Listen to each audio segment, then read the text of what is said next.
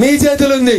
సిద్దిపేటలో అసెంబ్లీ ఎన్నికల్లో హరీష్ రావుకి వచ్చిన దానికంటే 4 ఓట్లు ఎక్కువ తెచ్చుకుంటే ఆయన్నే సిద్దిపేట ఇడిచిపెట్టి పోతాడు. పంపాలా వద్దా? ఏం చేస్తారు శ్రీకాంత్ గారు? పంపుతారా ఉంచుకుంటారా? పంపుతారా?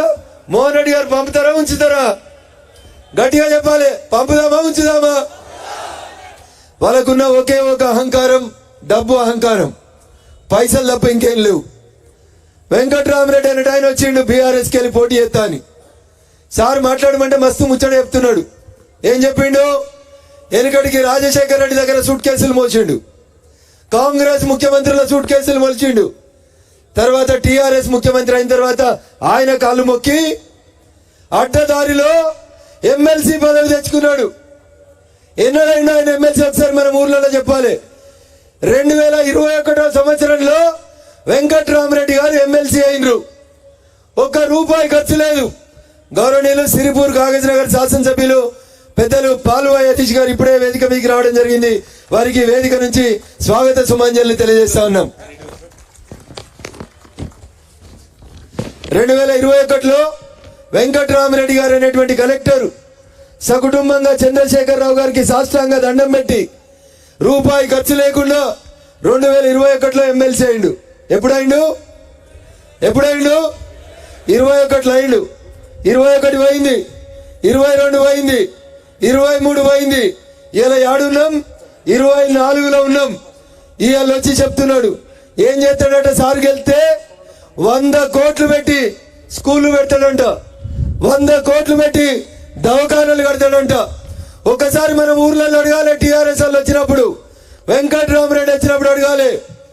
₹1 ఖర్చు లేకుండా 2021లో గెలిచినావు కదా వెంకట్రామరెడ్డి గారు, 3 ఏళ్లకోనే మెదక్కి ₹3 ఇచ్చినవా అని అడగాలి. ఇచ్చిండా?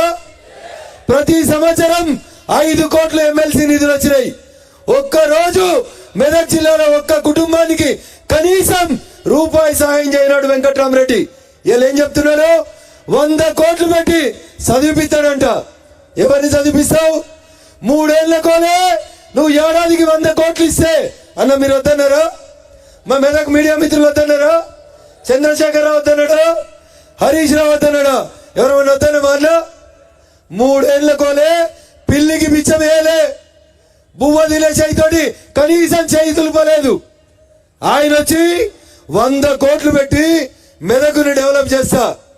ఆయన అసలు మర్చిపోయి చెప్తున్నట్టున్నాడు. 100 కోట్లు ఇచ్చి సీటు తెచ్చుకున్నా అని చెప్తే ఇజ్జతి పోతుందని 100 కోట్లు పెట్టి డెవలప్ చేస్తా అని చెప్తున్నాడు. మనుషుల మాట రివర్స్ గా చెప్తున్నాడు. ఆయన ఇంకో మాట చెప్తున్నాడు.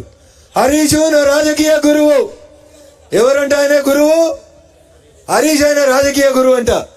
ఒక మాట మా సిద్దిపేట లీడర్లందరూ వినాలి, సిద్దిపేట సర్పంచులు వినాలి. హరీష్ మంత్రిగా ఉన్నప్పుడు, వెంకట్రామరెడ్డి సిద్దిపేట కలెక్టర్గా ఉన్నప్పుడు ఎవరన్నా సర్పంచ్ పోయి అన్న కలెక్టర్ గారికి ఒక ఫోన్ చేయమంటే, అరే వాడు మన మాట వినడ్రా పోయి, వాడు మన మనిషి కాదు అని చెప్పి సిద్దిపేట సర్పంచులు అందరి ముందు హరీష్ రావు అనేట ఆయన బాధపడుతుండే. ఇది ఫ్యాక్ట్.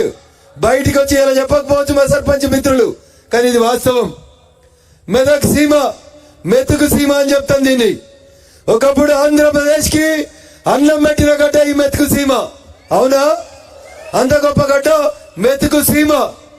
మనం బువ్వ పెడితే ఈ కలెక్టర్ వెంకట్రామరెడ్డి అన్నట్టు ఆయన సిద్దిపేట కలెక్టర్ ఉండి ఇట్లా గేట్లు బంద్ చేసి అందరినీ కూర్చోబెట్టి వరేస్తే వరేస్తే వరేస్తే వరేస్తే ఉరి అన్నాడు.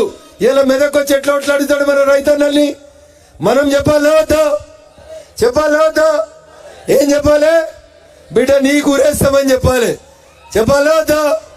వరేస్తే ఉరి అన్న వెంకట్రామరెడ్డి అనే కలెక్టర్ రేపు ఊర్లలోకి వచ్చి రైతుల ఓట్లు అడుగుతాడో ఒకసారి అడగాలి. మనం అడుగుదామా వద్దా? ఇవన్నీ మన కొత్త కవిత్వం కాదు, మన సొంత కవిత్వం కాదు, వాళ్ళు చేసినవి చెప్తా ఉన్నాం. ఈ జిల్లాలో టీఆర్ఎస్ పార్టీకి వెళ్ళి పోటీ చేసేందుకు ఒక్కరు కూడా దొరకలే వాళ్ళకి. ఇక కాంగ్రెస్ గురించి నేను మాట్లాడితే నా నోరు ఖరాబ్ అయినట్టు అవుతుంది. ఎందుకంటే నిన్న రేవంత్ రెడ్డి పాపం ముఖ్యమంత్రి గారు కొడంగల్ పోయినరు. యాడికి పోయినరు? యాడికి? కొడంగల్కు. ఏమంటాడు ముఖ్యమంత్రి? నా మీద కుట్ర జరుగుతుంది. ఏం జరుగుతుంది? ముఖ్యమంత్రి మీద ఎవడైనా కుట్ర చేస్తాడా అన్న? చేస్తాడా? ముఖ్యమంత్రి ఏం చేయొచ్చు?